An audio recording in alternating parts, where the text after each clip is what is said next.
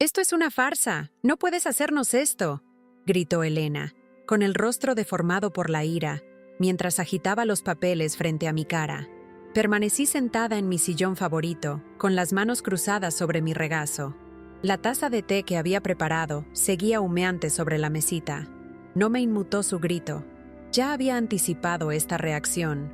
«Todo está perfectamente documentado, Elena», respondí con una calma que ni yo misma sabía que poseía. «Mi abogado tiene copias de todo, incluyendo las grabaciones de sus conversaciones».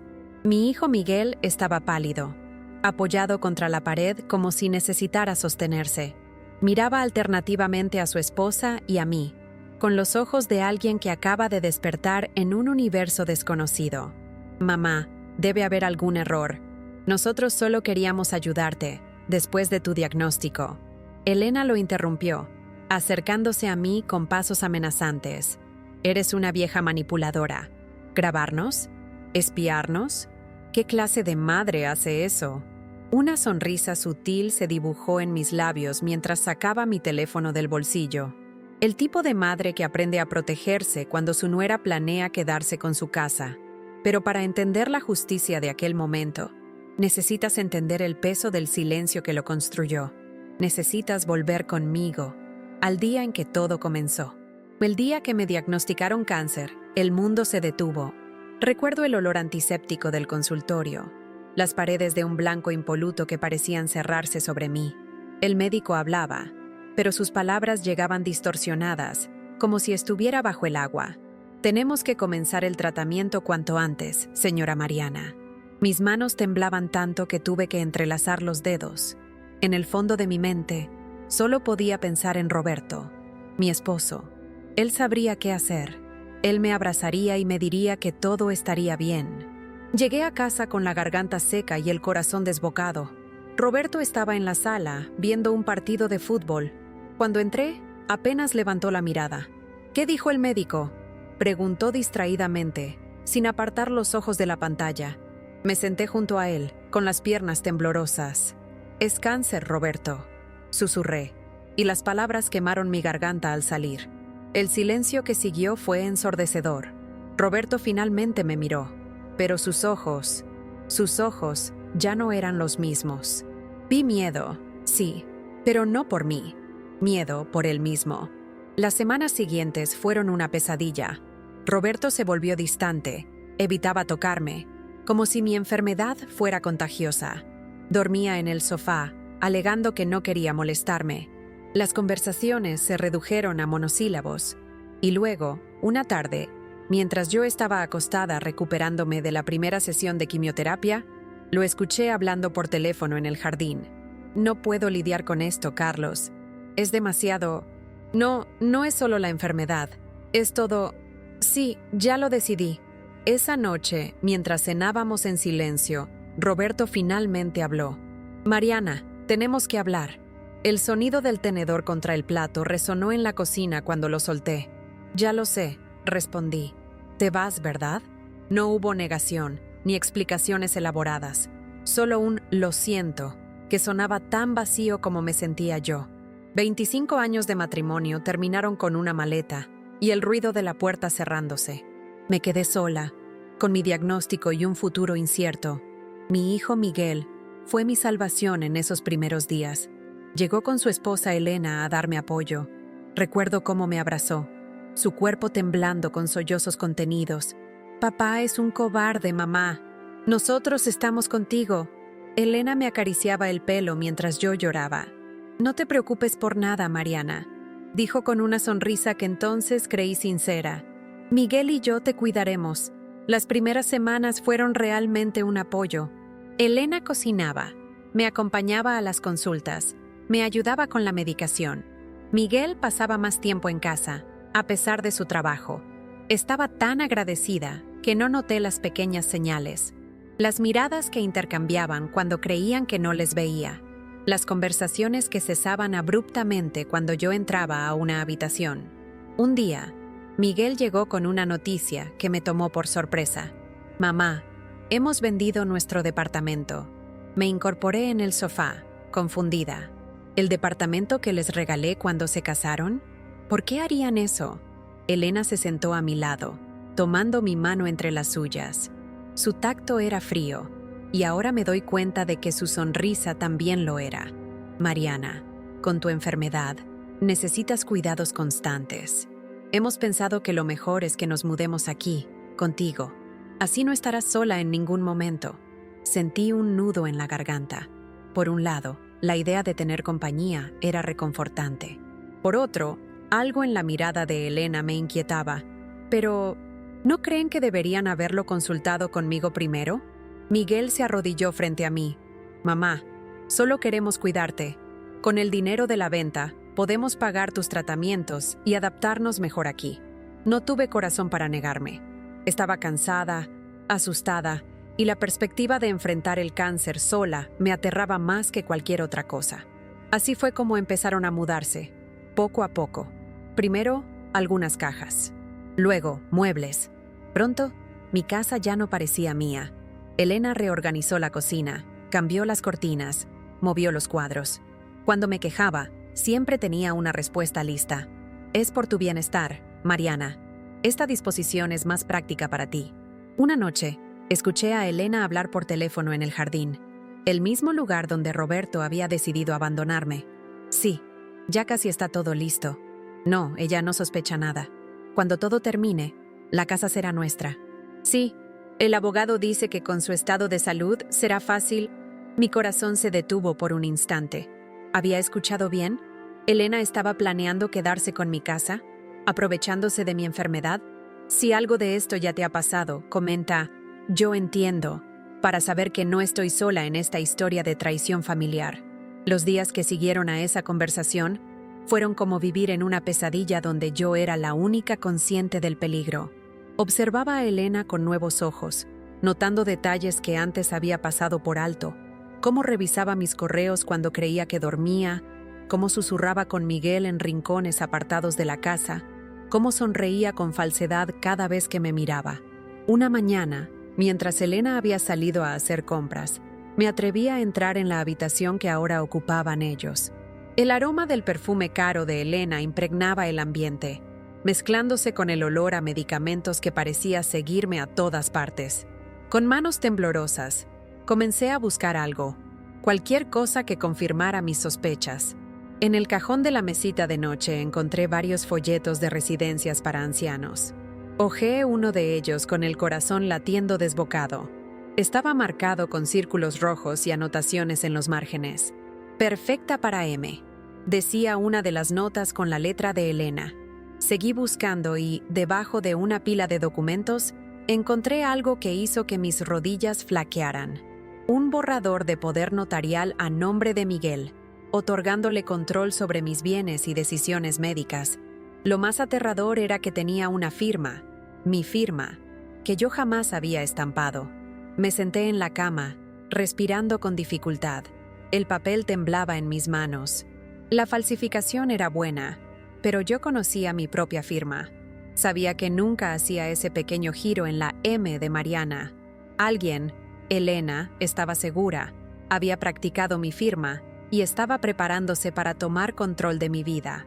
El sonido de la puerta principal abriéndose me sobresaltó. Guardé todo apresuradamente y salí de la habitación justo cuando Elena entraba cargada con bolsas de compra. «¡Mariana!», exclamó con fingida alegría. «¿Cómo te sientes hoy? Te ves pálida». «Estoy bien», murmuré evitando su mirada. «Solo un poco cansada». «Te prepararé un té con esas hierbas que te gustan», dijo dirigiéndose a la cocina. «El médico dijo que es importante que te mantengas hidratada». Asentí mecánicamente, siguiéndola. Mientras ella preparaba el té, noté que sacaba un pequeño frasco de su bolso y vertía unas gotas en mi taza. «¿Qué es eso?», pregunté, intentando que mi voz sonara casual. Elena dio un pequeño respingo, como si la hubiera pillado en algo indebido, pero rápidamente recobró la compostura. «Oh, es ese suplemento que te recetó el doctor», respondió con una sonrisa, «para ayudarte a dormir mejor». Pero yo no recordaba que ningún médico me hubiera recetado algo para dormir. De hecho, mi oncólogo había sido muy claro. Nada de somníferos ni sedantes durante el tratamiento. «No lo quiero», dije, apartando la taza. Prefiero un vaso de agua. Vi un destello de irritación en sus ojos, rápidamente enmascarado por una expresión de preocupación. Pero, Mariana, necesitas descansar bien. El médico insistió. He dicho que no lo quiero, Elena. Repetí con firmeza. Esa noche, fingí tomar las pastillas que me dio, pero las escondí bajo mi lengua y las escupí cuando estuve sola. Dormí con un ojo abierto, escuchando los murmullos que provenían de la habitación contigua. A la mañana siguiente, me sentí extrañamente lúcida, como si una niebla se hubiera disipado de mi mente. ¿Cuánto tiempo llevaba Elena drogándome? ¿Era por eso que los días anteriores parecían tan confusos, tan difíciles de recordar? La situación empeoró cuando Miguel anunció que tendrían que ausentarse un fin de semana por un compromiso ineludible. Elena llamó a una enfermera para que me cuidara, una mujer hosca y fría que apenas me dirigía la palabra. «Es solo por seguridad», me aseguró Miguel. «No queremos dejarte sola». Pero yo sabía que la verdadera razón era mantenerme vigilada, asegurarse de que no pudiera hacer nada mientras ellos no estaban. Fue durante ese fin de semana cuando ocurrió el punto de inflexión. La enfermera se había quedado dormida frente al televisor y yo aproveché para revisar el tablet de Elena, que había olvidado llevar consigo. La contraseña no fue difícil de adivinar: la fecha de nacimiento de su madre. Lo que encontré hizo que mi sangre se helara. Había correos entre Elena y un abogado, no mi abogado, sino uno que yo nunca había contratado, discutiendo cómo proceder para proteger el patrimonio familiar ante la incapacidad inminente de la señora Mariana. Había un documento adjunto, un informe médico falsificado que exageraba mi condición, sugiriendo un deterioro cognitivo que yo no padecía. Y lo más terrible, un borrador de testamento modificado donde dejaba todo a Miguel, con una cláusula que otorgaba a Elena plenos poderes para administrar mis bienes durante mi incapacidad. También había fotos de mi casa, tomadas como si fuera una propiedad en venta. Elena había enviado estas imágenes a una decoradora con mensajes sobre cómo planeaba remodelar cuando todo esté arreglado. Las lágrimas nublaron mi vista mientras leía mensaje tras mensaje, descubriendo la extensión de su plan. No solo querían mi casa, querían borrarme, declararme incapaz, controlar cada aspecto de mi vida hasta que ya no fuera útil para ellos. Un correo en particular me hizo temblar de rabia. Elena escribía: M no durará mucho con su condición. El médico dice que este tipo de cáncer es agresivo. Solo necesitamos acelerar un poco el proceso legal antes de que sea demasiado tarde. Estaban apostando a mi muerte. Mi nuera, la mujer que mi hijo había elegido, estaba contando los días para que yo desapareciera. La ira que sentí en ese momento fue como una llamarada que quemó todo el miedo, toda la debilidad que había sentido desde mi diagnóstico. Tomé fotos de todos los correos con mi teléfono, documenté cada evidencia de su plan, y luego, con manos que ya no temblaban, volví a dejar la tablet exactamente donde la había encontrado. Esa noche, mientras miraba el techo de mi habitación, tomé la decisión que lo cambiaría todo. No iba a ser una víctima. No iba a permitir que me arrebataran no solo mi casa, sino mi dignidad. El cáncer podía estar consumiendo mi cuerpo, pero mi espíritu estaba más vivo que nunca, alimentado por una determinación feroz. A la mañana siguiente, cuando Elena y Miguel regresaron, los recibí con una sonrisa que ocultaba mi nuevo propósito. Les serví café y escuché sus anécdotas del fin de semana con interés fingido. Ellos no sabían que, mientras me creían sedada y vigilada, yo había descubierto su juego y estaba preparándome para darles una lección que nunca olvidarían. Fue entonces cuando sonó el teléfono. Era Roberto, mi ex esposo, queriendo saber cómo estaba. Elena respondió, y a juzgar por su tono glacial, la conversación no fue agradable. «Era tu ex», me dijo después con desprecio, preguntando por ti, como si le importara. Le dije que estabas demasiado débil para hablar. Asentí dócilmente, interpretando el papel de la enferma sumisa que ellos esperaban. «Es lo mejor», murmuré. «No quiero hablar con él». Pero en realidad, mi mente trabajaba a toda velocidad. Roberto podría ser un cobarde que me abandonó cuando más lo necesitaba, pero ahora podría convertirse en una pieza inesperada en mi contraataque. Esa tarde, mientras Elena y Miguel discutían en voz baja en la cocina, escuché claramente a mi hijo decir: «Mamá está cada vez peor. El médico dice que deberíamos considerar opciones más permanentes para su cuidado». «Lo sé», respondió Elena. «He estado investigando residencias. Con su estado mental, será fácil conseguir que un juez apruebe la tutela. ¿Y si se recupera?». La voz de Miguel sonaba insegura. «La quimioterapia está funcionando, según su oncólogo». «No seas ingenuo, Miguel». El tono de Elena era cortante. «¿Has visto cómo actúa últimamente? ¿Apenas sabe qué día es? ¿Y si se recupera? Bueno, siempre podemos ajustar su medicación. Nadie cuestionará si una paciente de cáncer tiene complicaciones». El sonido de una taza rompiéndose interrumpió su conversación. Yo la había dejado caer deliberadamente desde el pasillo. Entré a la cocina fingiendo desorientación. «Lo siento», balbuceé. «No sé qué me pasó. Me mareé». Elena se apresuró a ayudarme, con esa sonrisa falsa que ahora me revolvía el estómago. «No te preocupes, Mariana.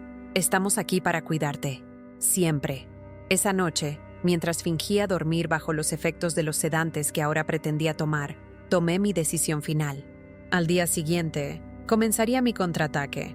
Elena y Miguel creían tener todo bajo control, pero no sabían con quién se estaban metiendo. ¿Tú qué crees? ¿Exageré al sentirme así de traicionada? ¿O harías lo mismo en mi lugar? El amanecer me encontró despierta, con una claridad mental que no había experimentado en meses.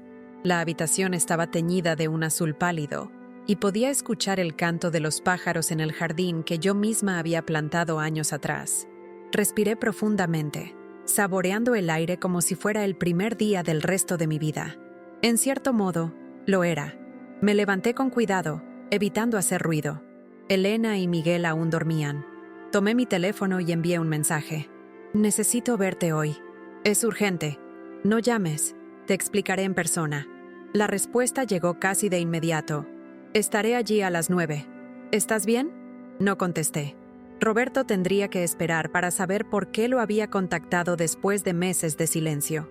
Esa mañana, cuando Elena entró en la cocina y me encontró preparando el desayuno, su sorpresa fue evidente. «Mariana, ¿qué haces levantada? Deberías estar descansando», exclamó, corriendo a mi lado como si temiera que me desplomara en cualquier momento. «Me siento mejor hoy», respondí con una sonrisa serena. «Creo que la medicación está funcionando». Sus ojos me estudiaron con recelo, pero finalmente asintió, aparentemente satisfecha con mi explicación. «Aún así, no deberías esforzarte. Yo me encargo del desayuno». «Como quieras», cedí, sentándome a la mesa. «Por cierto, necesito que me acompañes al banco esta tarde. Quiero revisar algunos asuntos pendientes». Vi cómo se tensaba ligeramente antes de volverse hacia la cafetera. «¿Al banco? ¿Estás segura? Podría ir yo en tu lugar. Con un poder». «No, prefiero ir personalmente», insistí con suavidad. «Me hará bien salir un poco de casa». Elena intercambió una mirada con Miguel, quien acababa de entrar en la cocina. Una mirada que decía mucho. «Te acompañaremos, mamá», dijo mi hijo finalmente. «Pero solo si prometes no cansarte demasiado». Asentí, agradecida. El primer paso de mi plan estaba en marcha. A las 9 en punto, mientras Elena ordenaba la habitación de invitados, el timbre sonó. Miguel había salido a comprar algunos medicamentos, siguiendo mis instrucciones. Era el momento perfecto. «Yo abro», dije, levantándome con una energía que sorprendió a Elena. Roberto estaba en el umbral, con el rostro marcado por la preocupación y algo más. ¿Culpa? Sus ojos se abrieron con asombro al verme. «Mariana», comenzó, pero lo interrumpí. «Vamos a dar un paseo», dije en voz baja, tomando mi bolso. «Elena, saldré un momento con Roberto. Necesitamos hablar». Mi nuera apareció en el pasillo, con una expresión que oscilaba entre la confusión y la alarma. «Pero Mariana, no deberías... Tu condición...». «Estaré bien», la corté con firmeza. «Roberto me traerá de vuelta en 1 hora». Sin esperar respuesta, salí de la casa y me dirigí al elegante automóvil estacionado en la acera. Un auto que no había visto antes. Roberto me abrió la puerta del pasajero, aún desconcertado por mi repentina iniciativa. Una vez dentro, el silencio entre nosotros se volvió pesado, cargado de palabras no dichas y reproches silenciosos. ¿Te ves bien?, dijo finalmente, arrancando el coche. Mejor de lo que esperaba. El cáncer no me ha matado, si es eso lo que te preocupa, respondí con más amargura de la que pretendía. Roberto suspiró, apretando el volante con fuerza. Lo siento, Mariana. Lo que hice, no tengo excusa. No te he llamado para hablar de nosotros. Le corté mirando por la ventanilla. Necesito tu ayuda. Le conté todo. Los planes de Elena y Miguel, las pruebas que había encontrado, los sedantes, el falso deterioro mental que estaban fabricando. A medida que hablaba, veía cómo la expresión de Roberto pasaba de la incredulidad al horror y finalmente a una rabia que no le había visto en años. «Esos miserables», murmuró. «¿Cómo puede Miguel hacerte esto? ¿A su propia madre?» «Elena lo ha manipulado», respondí, aunque ni yo misma estaba segura de cuánto había cambiado nuestro hijo. Pero eso no importa ahora. Lo que necesito es un aliado, alguien que me ayude a ejecutar mi plan. ¿Qué plan? Le expliqué lo que tenía en mente. Roberto me escuchó atentamente, asintiendo de vez en cuando. Cuando terminé, una sonrisa de admiración se dibujó en su rostro. Siempre fuiste más inteligente que yo, Mariana, y más valiente. No lo suficiente como para ver a través de ti, repliqué, pero sin rencor. Ya no tenía energía para el resentimiento. Al final, Roberto aceptó ayudarme. Me dejó frente a un edificio de oficinas en el centro, prometiendo recogerme en 2 horas. El bufete de abogados ocupaba todo el 5º piso. Germán Vázquez, un viejo amigo de mi padre, me recibió con un abrazo cálido. «Mariana, qué gusto verte. Lamento lo de tu enfermedad». «Gracias, Germán. Pero no estoy aquí por mi salud, sino por mi seguridad». Le mostré todas las pruebas que había recopilado. Las fotos de los correos electrónicos, las grabaciones de las conversaciones entre Elena y Miguel, la falsificación de mi firma, el informe médico fraudulento. Mientras hablaba, Germán tomaba notas frenéticamente, su expresión cada vez más sombría. «Esto es grave, Mariana. Muy grave.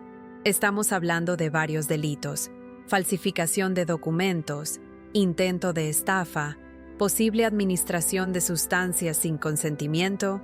«Lo sé, pero no quiero denunciarlos, al menos no todavía. Miguel sigue siendo mi hijo». Germán asintió, comprensivo. «¿Qué quieres hacer entonces?» «Quiero protegerme, legalmente. Quiero asegurarme de que no puedan quitarme nada, ni mi casa, ni mi dinero, ni mis decisiones médicas».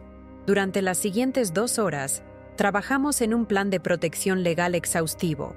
Germán preparó nuevos documentos donde designaba a Roberto, irónicamente, la persona que me había abandonado, como mi apoderado en caso de incapacidad real. También elaboramos un testamento actualizado con cláusulas específicas que impedirían cualquier manipulación por parte de Elena. «Todo está en orden», dijo finalmente, entregándome una carpeta con los documentos. «He enviado copias a tu correo electrónico y guardaré los originales aquí. Nadie podrá acceder a ellos sin tu autorización expresa». Antes de salir, Germán me entregó otro objeto, un pequeño dispositivo de grabación, apenas más grande que un botón. «Úsalo sabiamente», me aconsejó. En algunas jurisdicciones, las grabaciones sin consentimiento no son admisibles como pruebas, pero siempre pueden servir como persuasión. Cuando Roberto me recogió, me sentía como una nueva persona. Por primera vez desde mi diagnóstico, tenía el control de mi vida.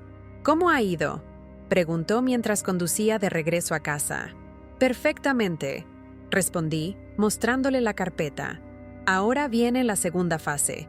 Los días siguientes fueron una cuidadosa operación de contraespionaje.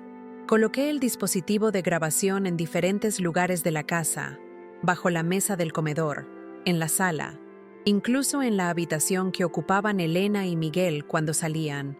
Cada noche, cuando todos dormían, recuperaba las grabaciones y las almacenaba en una memoria USB que mantenía oculta en un frasco de pastillas vacío. Lo que escuché confirmó mis peores sospechas y reveló detalles aún más espeluznantes del plan. Elena no solo quería mi casa, había investigado mis cuentas bancarias, mis inversiones, incluso una pequeña propiedad en la costa que había heredado de mis padres. Su ambición era total. Cuando consigamos la tutela, todo será nuestro, le decía a Miguel. He hablado con el médico. Está dispuesto a certificar su incapacidad por una suma razonable. La voz de mi hijo sonaba indecisa. No sé, Elena, es mi madre. ¿Y si se recupera? ¿No has visto su última analítica? El cáncer está avanzando. En unos meses, estará demasiado débil para luchar contra nosotros. Lo que ellos no sabían era que mi última analítica, que había mantenido en secreto, mostraba una mejoría significativa. La quimioterapia estaba funcionando mejor de lo esperado, pero eso no lo compartí con nadie, ni siquiera con Roberto. Mientras tanto, seguí con mi estrategia. Visité un segundo abogado, esta vez especializado en derecho penal, para conocer mis opciones en caso de que decidiera presentar cargos. Acudí a mi médico real, quien me proporcionó un certificado de plena capacidad mental, desmintiendo el informe falso que Elena había preparado. Incluso contraté a un detective privado para que investigara a la enfermera que me había vigilado aquel fin de semana, descubriendo que no era enfermera en absoluto, sino una amiga de Elena con un historial de fraudes menores. Cada pieza de información, cada documento, cada grabación, era un ladrillo en la fortaleza que estaba construyendo a mi alrededor. Y todo lo hacía mientras seguía interpretando el papel de la enferma débil y desorientada que Elena y Miguel esperaban ver. Una tarde, mientras Elena preparaba la cena, aproveché para llamar a Roberto desde el jardín. «Todo está listo», le dije en voz baja. «Mañana ejecutaremos el plan.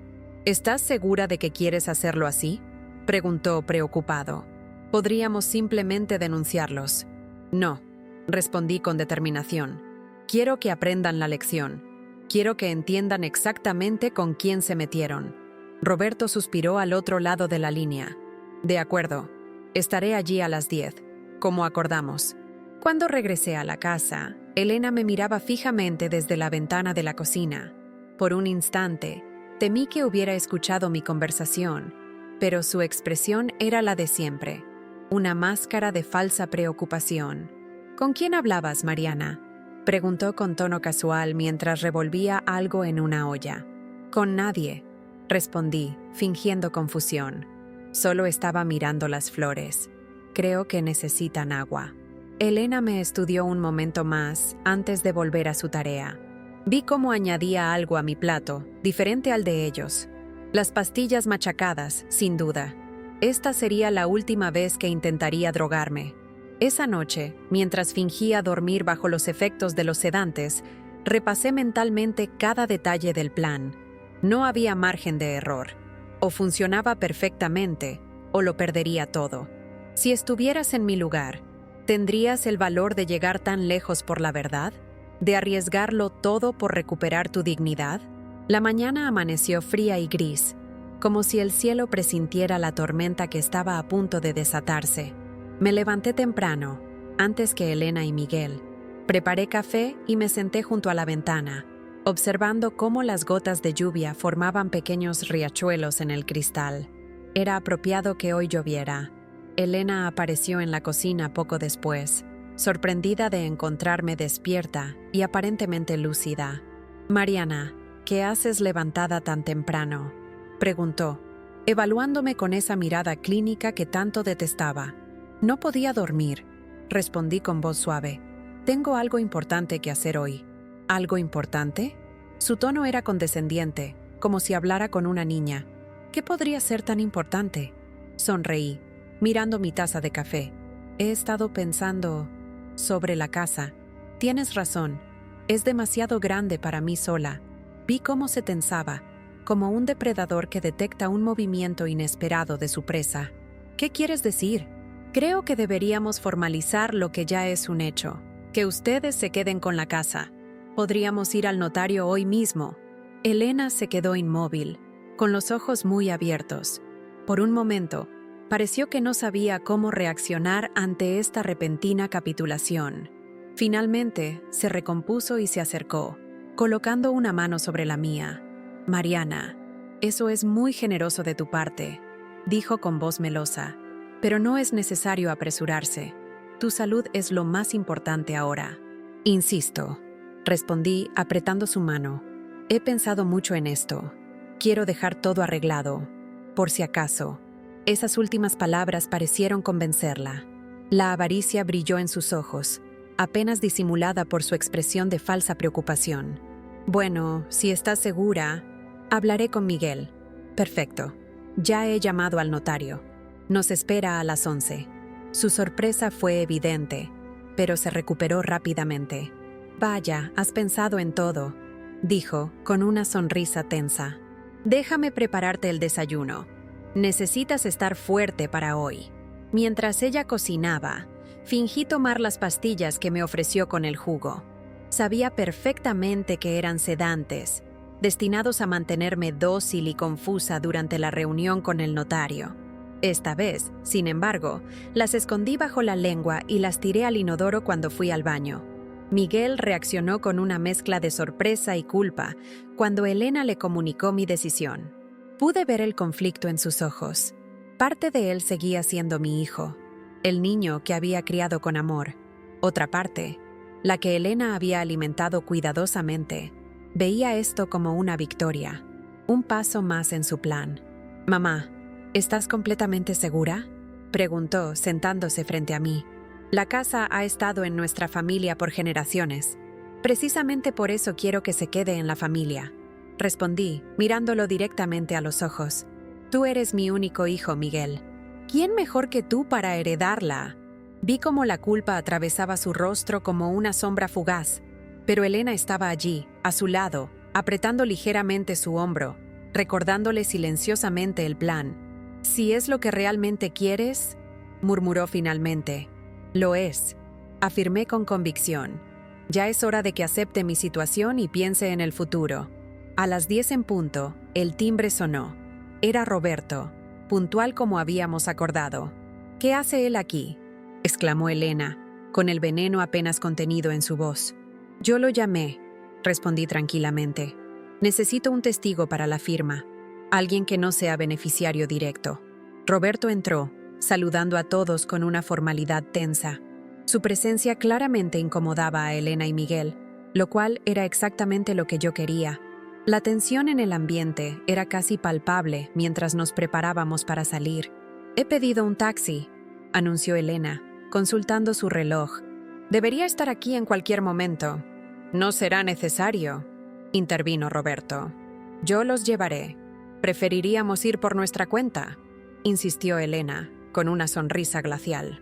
«Insisto», dijo Roberto, mirándome significativamente. «Es lo mínimo que puedo hacer después de todo». El viaje hasta la notaría transcurrió en un silencio incómodo. Elena y Miguel iban en el asiento trasero, mientras yo ocupaba el lugar del copiloto. A través del espejo retrovisor, podía ver a Elena enviando mensajes frenéticamente, probablemente al falso notario que formaba parte de su plan. Lo que ella no sabía era que no íbamos a la dirección que le había proporcionado. «Es por aquí, a la derecha», indicó Elena cuando llegamos a un cruce. «No, es por la izquierda», corrigió Roberto, siguiendo mis instrucciones previas. Mariana me dio la dirección exacta. «Pero», comenzó Elena, visiblemente alterada. «Roberto tiene razón», la interrumpí con suavidad. «Es por la izquierda». La confusión en el rostro de mi nuera se transformó gradualmente en alarma cuando Roberto estacionó frente a un edificio que no era el que ella esperaba. «Este no es el despacho del notario», protestó con voz tensa. «Oh, ¿no?», fingí sorpresa. «Qué extraño. Estaba segura de que era aquí». «No importa», intervino Miguel con un tono conciliador. «Podemos ir a la dirección correcta». «Pero ya que estamos aquí», dijo Roberto apagando el motor, «¿por qué no subimos un momento? Hay alguien que quiere hablar con todos ustedes». «¿Quién?», preguntó Elena con creciente sospecha. «Mi abogado», respondí simplemente. «Germán Vázquez, un viejo amigo de la familia». El color abandonó el rostro de Elena. Pude ver cómo su mente trabajaba frenéticamente, evaluando la situación, buscando una salida. «No tenemos tiempo para esto», objetó, mirando a Miguel en busca de apoyo. El notario nos espera. El notario puede esperar, dije con firmeza. Esto es importante. Finalmente, a regañadientes, Elena y Miguel nos siguieron al interior del edificio.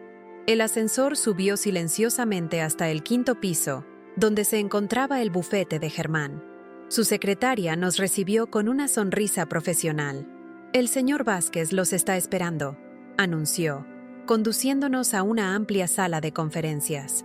Germán se levantó para recibirnos, estrechando nuestras manos con calidez. Solo cuando nos sentamos, noté que había otra persona en la sala, una mujer de mediana edad con gafas y expresión seria.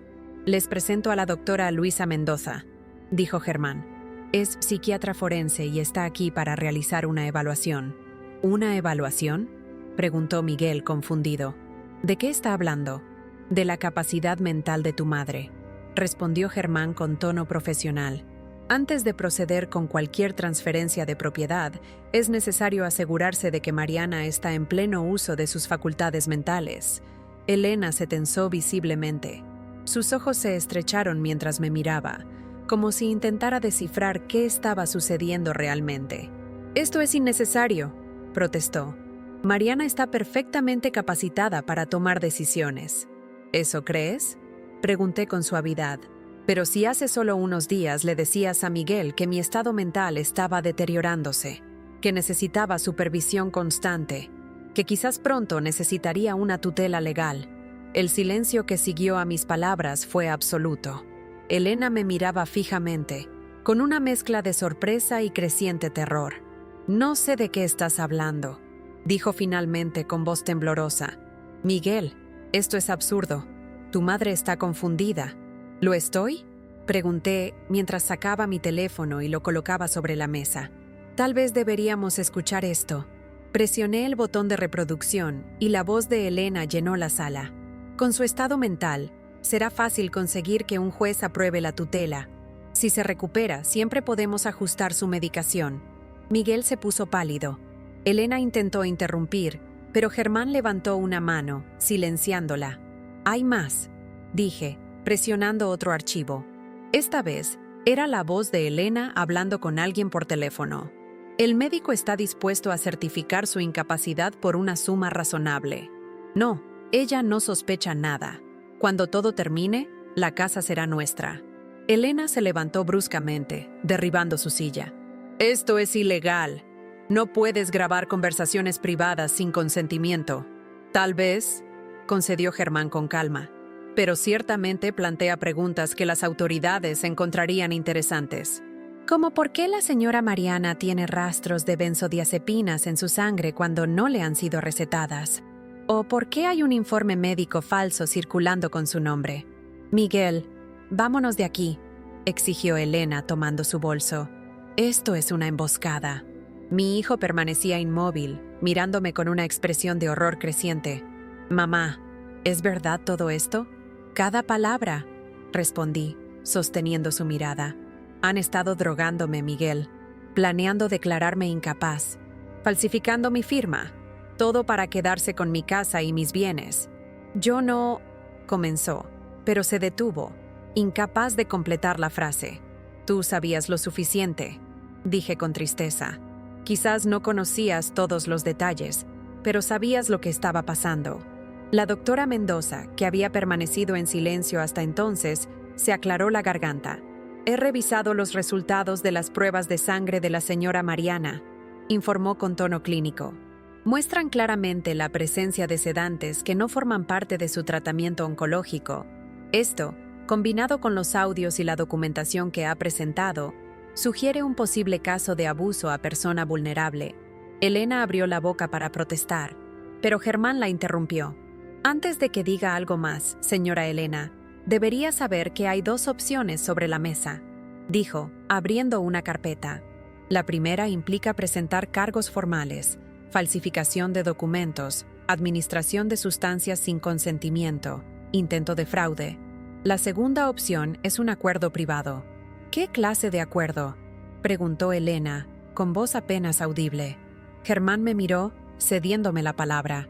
«Ustedes se mudarán hoy mismo de mi casa». dije con calma. Devolverán cada centavo que han tomado de mis cuentas. Firmarán un documento renunciando a cualquier reclamación sobre mis propiedades, ahora o en el futuro. Y jamás volverán a intentar algo así de nuevo. Elena soltó una risa amarga. ¿Y si nos negamos? Roberto, que había permanecido en silencio hasta ese momento, intervino. Entonces irás a la cárcel, Elena. Y Miguel probablemente también. Estas grabaciones son solo la punta del iceberg. Tenemos testimonios de la farmacéutica donde compraste los sedantes, del falso médico que preparó el informe fraudulento, incluso de la enfermera que contrataste para vigilar a Mariana. La sala quedó en silencio, salvo por el suave zumbido del aire acondicionado. Elena miró a su alrededor, como un animal acorralado buscando una vía de escape. Finalmente, sus ojos se posaron en Miguel. «Diles que esto es ridículo», exigió. «Diles que solo queríamos cuidar de tu madre». Mi hijo la miró como si la viera por primera vez. «¿Falsificaste su firma?», preguntó con voz ronca. «¿La estabas drogando?». El silencio de Elena fue toda la respuesta que necesitaba. Miguel se pasó una mano por el rostro, envejeciendo 10 años en un instante. «Lo siento, mamá», murmuró, con lágrimas en los ojos. «Yo no sabía, no quería saber». «Tendremos tiempo para hablar de eso», respondí, sin dejarme conmover todavía. «Ahora necesito saber, ¿aceptan mis términos o prefieren enfrentar las consecuencias legales?». Elena miró a Miguel, luego a mí y finalmente a Germán. La derrota se dibujó en su rostro. «Aceptamos», dijo finalmente, con voz apagada. «Bien», asintió Germán, sacando un documento de su carpeta. «Aquí está el acuerdo. Léanlo cuidadosamente antes de firmar». Mientras Elena y Miguel leían el documento, noté que mis manos temblaban ligeramente. No era miedo, sino adrenalina pura. Había funcionado. Mi plan había funcionado. Roberto se inclinó hacia mí, susurrando. «¿Estás bien?». Asentí levemente. Estaba más que bien. Por primera vez en meses, me sentía fuerte, viva, dueña de mi destino nuevamente. Cuando finalmente firmaron el acuerdo, Germán guardó el documento en su carpeta y nos miró a todos. «Bien, ahora procederemos según lo acordado. La señora Mariana ha sido generosa al no presentar cargos. Yo que ustedes no desperdiciaría esta segunda oportunidad». Salimos del edificio en silencio. La lluvia había cesado, pero el cielo seguía gris y amenazante. Roberto se ofreció a llevar a Elena y Miguel a recoger sus pertenencias, mientras yo regresaba a casa en taxi. «Te veré allí en 1 hora», me dijo, apretando ligeramente mi mano. Asentí, demasiado emocionalmente agotada para hablar. Mientras el taxi se alejaba, vi a través de la ventanilla trasera cómo Miguel me miraba, con una expresión que no podía descifrar completamente. ¿Arrepentimiento? ¿Vergüenza? ¿O simplemente derrota? Al llegar a casa la encontré extrañamente silenciosa y vacía, a pesar de que todos los muebles seguían allí. Era como si el aire mismo estuviera más ligero, libre de la tensión que había saturado cada rincón durante meses. Me senté en mi sillón favorito, el mismo desde el que había presenciado tantas conversaciones susurradas, tantos planes a mis espaldas. Cerré los ojos, dejando que la realidad de lo que acababa de hacer me alcanzara plenamente. La trampa estaba lista. La armadilla que había construido cuidadosamente durante semanas se había cerrado perfectamente alrededor de Elena y Miguel. Ahora solo quedaba esperar a que regresaran para recoger sus cosas, para ese último confrontamiento que cerraría definitivamente este capítulo de mi vida. El sonido de un automóvil deteniéndose frente a la casa me alertó. A través de la ventana, vi el elegante vehículo de Roberto, con Elena y Miguel en el asiento trasero. Sus rostros eran máscaras de derrota y resentimiento. La armadilla estaba lista. Yo respiré fundo y esperé el son de la llave en la fechadura. «Comenta aquí qué crees que va a pasar en el confrontamiento final». La puerta se abrió con un crujido leve, como si la casa misma contuviera la respiración. Miguel entró primero, seguido por Elena, cuyo rostro era una máscara de furia apenas contenida. Roberto cerró la puerta tras ellos y se quedó apoyado contra ella, como un guardia silencioso. «¡Esto es una farsa! ¡No puedes hacernos esto!», gritó Elena, con el rostro deformado por la ira, mientras agitaba los papeles frente a mi cara. Permanecí sentada en mi sillón favorito, con las manos cruzadas sobre mi regazo. La taza de té que había preparado seguía humeante sobre la mesita. No me inmutó su grito. Ya había anticipado esta reacción. Todo está perfectamente documentado, Elena. Respondí con una calma que ni yo misma sabía que poseía. Mi abogado tiene copias de todo, incluyendo las grabaciones de sus conversaciones. Miguel estaba pálido, apoyado contra la pared como si necesitara sostenerse. Miraba alternativamente a su esposa y a mí, con los ojos de alguien que acaba de despertar en un universo desconocido. Mamá, debe haber algún error. Nosotros solo queríamos ayudarte. Después de tu diagnóstico, Elena lo interrumpió, acercándose a mí con pasos amenazantes. Eres una vieja manipuladora. ¿Grabarnos? ¿Espiarnos? ¿Qué clase de madre hace eso? Una sonrisa sutil se dibujó en mis labios mientras sacaba mi teléfono del bolsillo. El tipo de madre que aprende a protegerse cuando su nuera planea quedarse con su casa, respondí, sosteniendo su mirada sin parpadear. El tipo de madre que descubre que la están drogando para declararla incapaz. El tipo de madre que encuentra documentos falsificados con su firma. Eso es mentira, chilló Elena. No puedes probarlo. Puedo y lo he hecho, dije, manteniendo la calma. Cada pastilla que pusiste en mi comida, cada documento que falsificaste, cada llamada telefónica planeando mi internación, todo está documentado y en manos de mi abogado. Miguel se separó de la pared y dio un paso hacia mí. «Mamá, yo no sabía lo de las pastillas, lo juro», suplicó, con voz quebrada.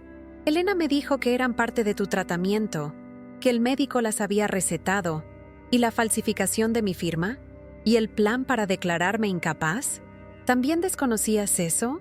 Su silencio fue más elocuente que cualquier respuesta. Bajó la mirada, incapaz de sostener la mía. Elena soltó una risa amarga. ¿Y ahora qué? ¿Nos echas a la calle después de todo lo que hemos hecho por ti? ¿Todo lo que han hecho por mí? Repetí, incrédula. ¿Te refieres a drogarme, manipularme y planear robarme?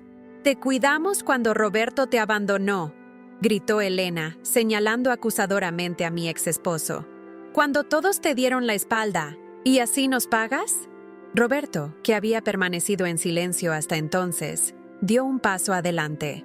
Yo cometí un error imperdonable, dijo con voz grave. Fui un cobarde, pero al menos tengo la decencia de reconocerlo. ¿Tú puedes decir lo mismo, Elena? Elena lo miró con desprecio, pero no respondió. En lugar de eso, se volvió hacia mí, cambiando súbitamente de estrategia. Piénsalo bien, Mariana, dijo, con voz más suave.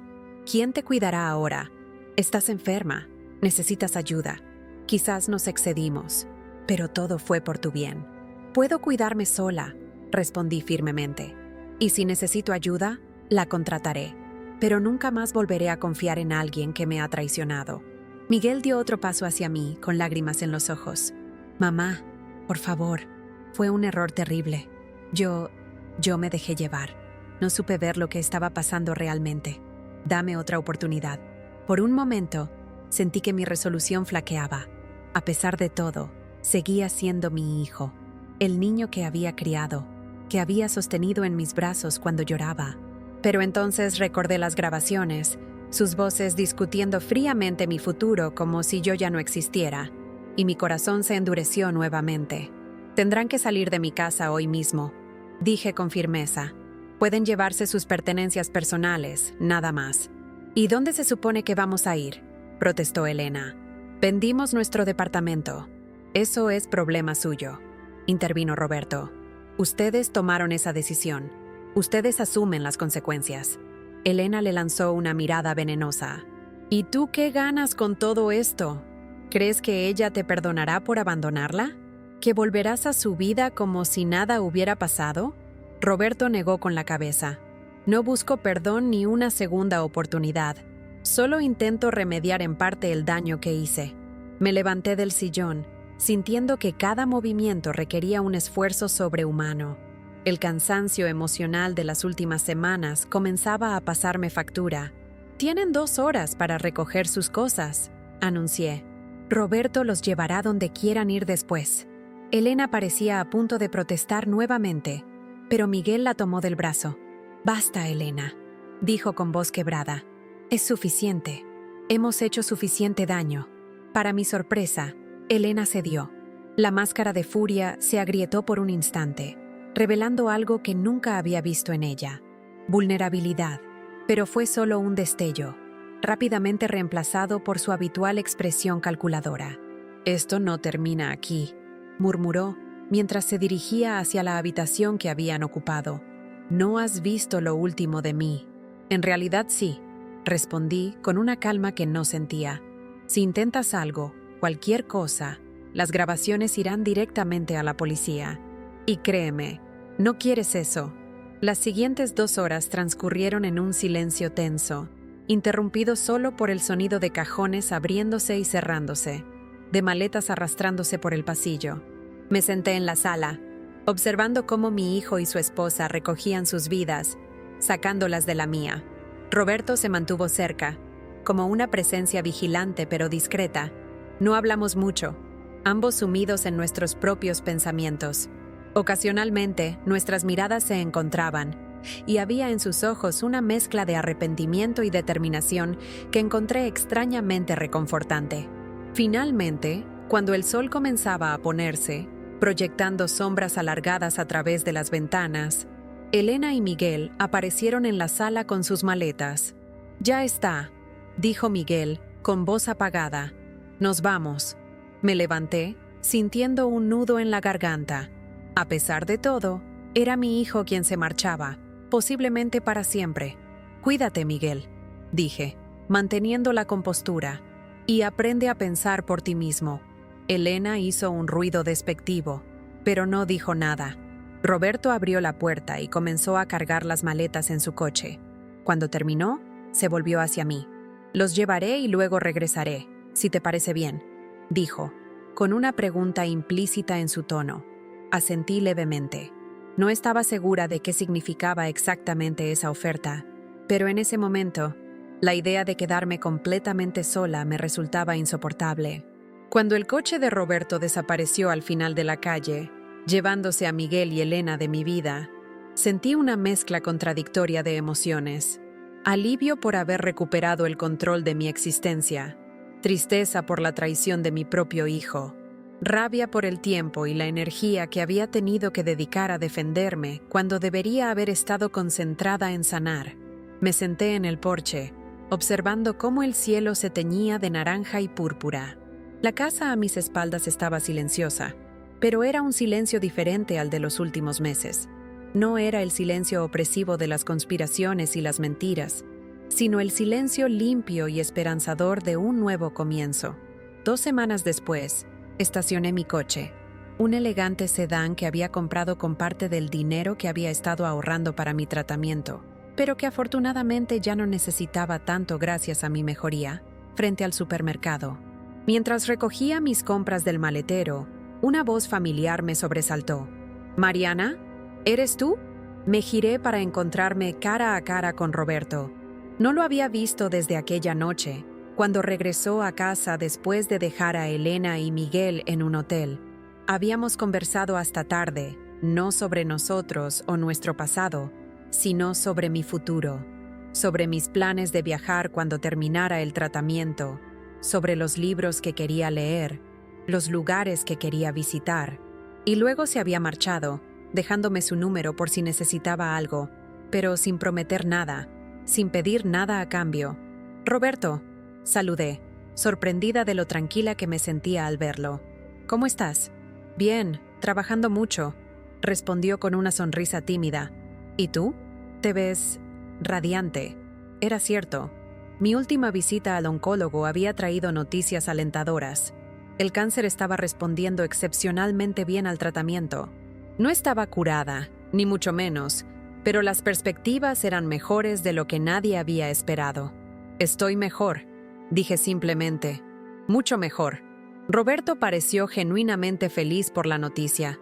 Hablamos unos minutos más, de temas intrascendentes, y luego, cuando estaba a punto de despedirme, él me detuvo con una pregunta. «Mariana, ¿Te gustaría tomar un café algún día? Como amigos, solo para ponernos al día. Lo miré, evaluando sus ojos, su postura, buscando señales de la debilidad que lo había llevado a abandonarme en mi momento más vulnerable. Pero lo que vi fue a un hombre diferente, o quizás al mismo hombre, pero con una nueva determinación. Como amigos, repitió al ver mi hesitación. Sin presiones, sin expectativas.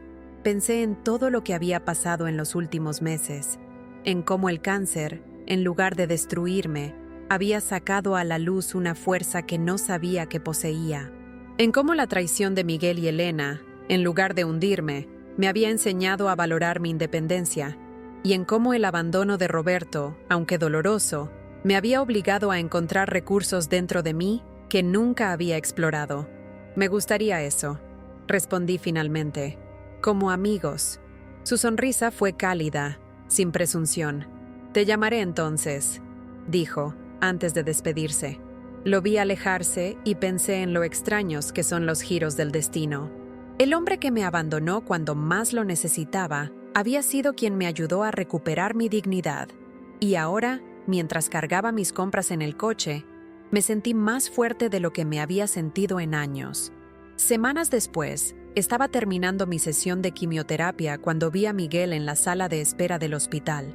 Nuestras miradas se encontraron a través del cristal, y después de un momento de vacilación, él se acercó. «Mamá», saludó con voz insegura. «¿Te ves bien?» «Estoy mejor», respondí, sin hostilidad, pero también sin la calidez que una vez había existido entre nosotros.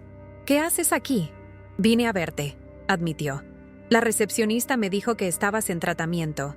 Yo quería saber cómo estabas». Hubo un silencio incómodo. Luego, Miguel continuó. «Elena y yo nos hemos separado. Ella no era quien yo pensaba que era».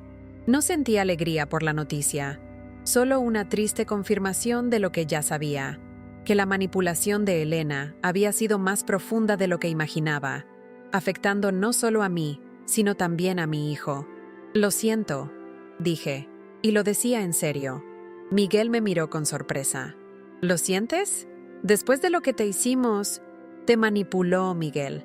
A ti también», respondí, comenzando a caminar hacia la salida. «Eso no excusa tus acciones, pero las explica en parte». Caminamos juntos en silencio hasta el estacionamiento. Cuando llegamos a mi coche, Miguel se detuvo. «¿Crees que algún día podrás perdonarme?», preguntó, con la voz quebrada.